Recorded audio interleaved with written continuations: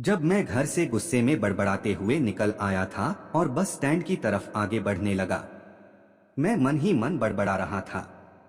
पता नहीं कितने पैसे छुपा के रखे हैं, लेकिन मेरे लिए एक बाइक नहीं ले सकते। अब मैं यहाँ से चला जाऊंगा और तब तक वापस नहीं आऊंगा जब तक मैं खुद के पैसों से बाइक नहीं खरीद लेता। इतना सोच ही रहा था तभी मेरे पैर में मुझे कुछ चुभने का एहसास हुआ। नीचे देखा तो समझ आया कि जल्दबाजी में पापा के जूते पहन आया हूं। उन जूतों में कील उभरी हुई थी जो मेरे पैर में बार बार घाव किए जा रही थी। लेकिन उस समय गुस्सा अधिक था तो मैं बड़बड़ाते हुए आगे बढ़ गया। एकाएक मुझे याद आया कि मैं पापा का पर्स भी साथ ले आया हूं।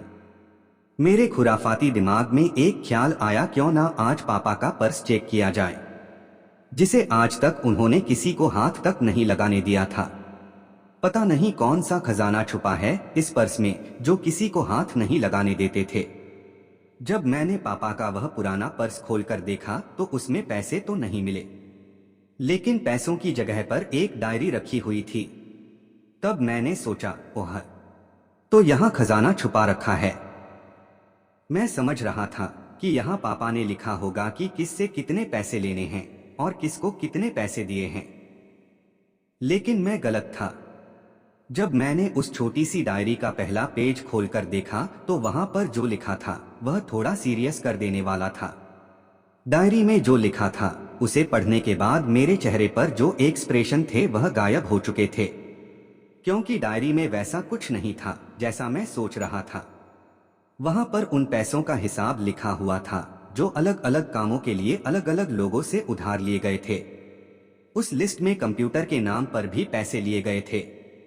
कुछ यूं लिखा था, 50,000 बेटे के कंप्यूटर के लिए। यह वही कंप्यूटर था जिसे मैं आज तक यूज कर रहा हूं।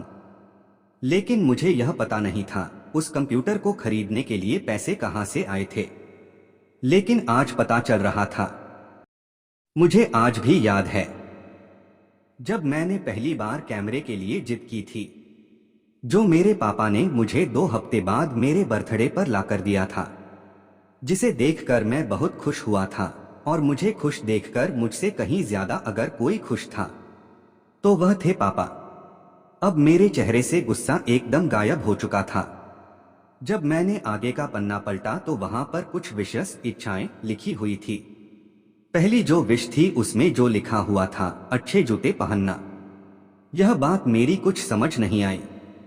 तभी मेरा पाँव अचानक सड़क पर भरे हुए पानी पर जा पड़ा और तभी मेरे पाँव में कुछ गीलीपन होने का एहसास हुआ।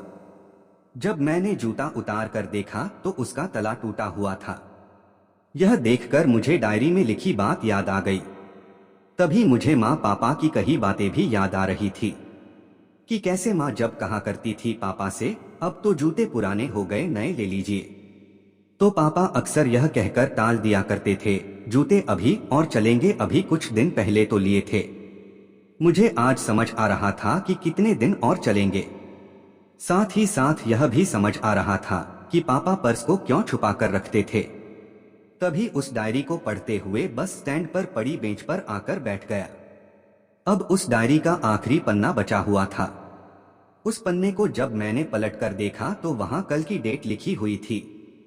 तारीख के नीचे लिखा हुआ था 50,000 रुपए बाइक के लिए। बस इतना पढ़ा और दिमाग सन्न रह गया। अब मेरे मन में कोई शिकवा गिला नहीं बचा था, बस मेरी आंखों से आंसू चले जा रहे थे। मुझे आज तक नहीं पता तब मैं क्यों रोए जा रहा था। अब मैं जल्दी से घर की तरफ भागा, लेकिन जूतों की वह कील पाँव में अब तक घाव बनाने में कामयाब हो चुकी थी। मैंने जूतों को रास्ते में ही निकाल कर फेंक दिया और भागते लड़खड़ाते हुए घर जा पहुंचा, लेकिन पापा घर पर नहीं थे। मैं समझ गया वह कहाँ थे। मैं सीधा पास वाली बाइक एजेंसी की तरफ भागा। पता नहीं आज कहां से इतनी ताकत आ गई थी कि मैं भागते हुए थक नहीं रहा था, और वह भी बिना जूतों के नंगे पैर। जैसे तैसे मैं बाइक एजेंसी पर पहुंचा। पापा वही थे।